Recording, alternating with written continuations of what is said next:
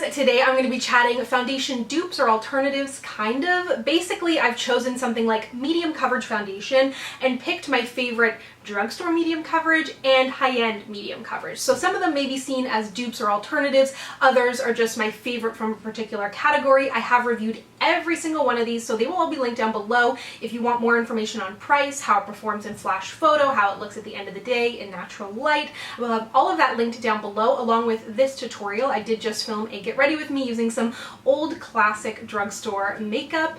I believe that's everything I have to say. If you enjoy these types of videos, be sure to subscribe, but let's go ahead and get started. So first off, I'm going to start with a tinted moisturizer and a foundation, even though I said I was going to pick a particular category, but I find these to be sort of similar. Like if you told me, Samantha, I love the NARS Pure Radiant Tinted Moisturizer, but I want a drugstore alternative, I would say this guy. So the NARS Pure Radiant Tinted Moisturizer is one of my favorite complexion products of all time. Even when my skin was a little bit oilier, it's just gorgeous. You're also getting 1.9 fluid ounces of product in here. So although it is a high-end product, you're getting basically double the size in here. Of course, you need to shell out that initial money, but it is really good value. I find it to be really beautiful, really natural looking. I don't find it to be greasy. If you have super oily skin, obviously it's not going to stick around for like 24 hours, but you can do a little extra skin prep. I just think it's such a gorgeous product and kind of underrated. It's been around for a while, but more recently I did try the NYX Born This Way Naturally Radiant Foundation. I would say this has a little bit more coverage. You can of course put less on your face for less coverage. This has a better shade range. There's 40 shades in here and I think only 20 in here, and this is a little lighter coverage though, so you are going to get away with more shades, more people fitting under a particular shade. This one you're getting a full fluid ounce. It's cruelty-free as well. NYX is cruelty-free. And yeah, I just think that this has a similar feel. I wouldn't say they're dead on dupes, but definitely a similar feel and a really, really beautiful foundation. And yeah, I think they're both great. Next up, I want to talk about stick foundations. I've got two that I like, and I wouldn't say they're necessarily super similar. I mean, they are in the sense that they're stick foundations, but a little bit different. So I would say actually in this case, I may prefer so for the NARS one, I definitely prefer the NARS over the NYX, but I think they're both great. For this one, I think I prefer the drugstore option, which is the ColourPop No Filter Stick Foundation. Now they launched the liquid version of this first, and it was horrific.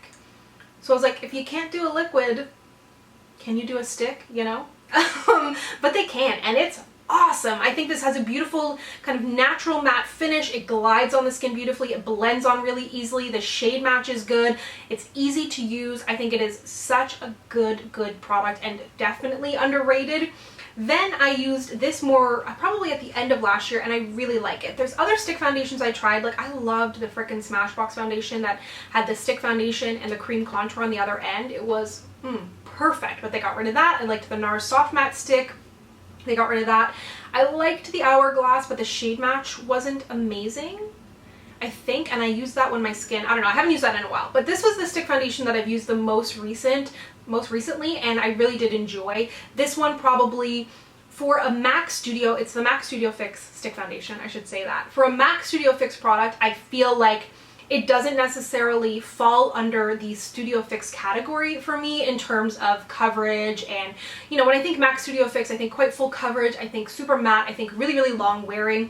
And this is like definitely a medium, a light medium. It had good wear time. It wore really nicely on the skin, but I think some people were disappointed because they were expecting it to be more of that original MAC Studio Fix feel, but I actually did really enjoy this product. Again, I think it's easy. I like the coverage. It is blendable. It doesn't have that like hard stickiness, but I think if I had to choose, I probably would go ColourPop over it. But yeah, they're both really nice.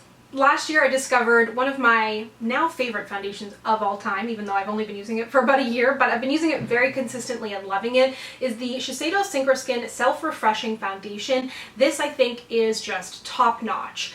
Beautiful finish. I would say it's a natural matte finish. I love the shade match for me. I love the wear time. I can build it up. I can wear it more medium. It's just phenomenal. I see myself repurchasing it. I think it is so good. Very versatile depending on skin type. I think the majority of skin types would enjoy this depending on your skin prep, and it's freaking so good. Great shade range as well. And although I don't think this foundation is as good, I think it's a great alternative, I'll say. If you're looking for something that is long wearing but isn't going to be super full coverage, super matte, this is a nice option, because it seems like when foundations are matte, they're immediately tend to be more full coverage, super long wearing, and that might not always be the case. So I really love the L'Oreal Infallible Fresh Wear Foundation. I will say my shade match on this isn't as good, but it gives me that similar vibe of something that I know I can wear for an extended period of time, but it's not full coverage and it's not super matte, but it's not going to slip around. And I think that this is a really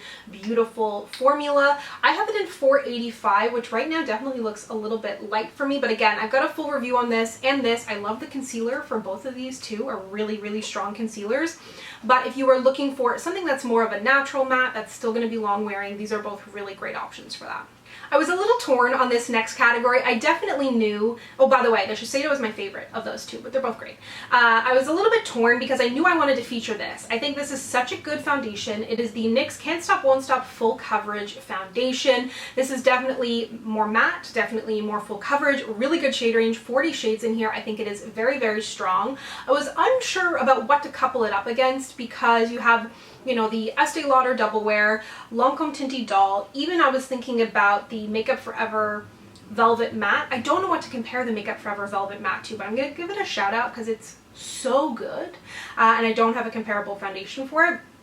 Let me know what you think. But this, I knew I wanted to include this in here, so I decided to go back to an oldie but a goodie. And this was a very strong one for me. When I had really oily skin, a lot of acne, I used this non-stop. So this is the Bare Minerals BarePRO Performance Wear Liquid Foundation. Only kind of downfall about this is I do feel like it oxidizes slightly, so keep that in mind when you're purchasing. But these are both such strong foundations. I don't know that I could choose one over the other, and I think they're both really nice because they're both matte, they're both full coverage, they're both long wearing, but they're not cakey and heavy and like thick, you know, like some foundations can be. Of course, if you pile it on your face, if you're using a dense brush and building, it can get there, but I think these are both really nice foundations in that you don't need a lot to get your coverage. And if you have acne spots or scarring or anything like that, I would always lean on a spot concealer after the fact, so you're not piling on a ton of foundation. Like I have some acne right now on my cheeks, but my forehead, my nose, my chin are pretty much free and clear, so I definitely put less foundation overall to make my face look more natural, because if you're piling on a full coverage foundation and you don't need to cover every single spot on your face, it can end up looking heavy. But yeah, I think that these are both really great options if you're looking for something matte, full coverage, both very long wearing but not heavy and cakey. There's a few other foundations that I couldn't really find a place for. Like I said, the Makeup Forever Velvet Skin, the Revlon Candid Original. These are all foundations I really like, but I'm not sure where to place them in terms of alternatives and things like that, so I didn't include them. But I've got tons of videos about my favorite foundations and reviews, and talked all of this to death. A lot of these foundations you've heard me mention before because I really do love them and continue to use them. So let me know if you found this video helpful, if you liked it, would you like to see it in other categories or reworked in any way. And as always, if you'd like to connect with me, you can find me on Instagram, Twitter, and Facebook at SamanthaJaneYT, and I'll see you guys next time. Bye!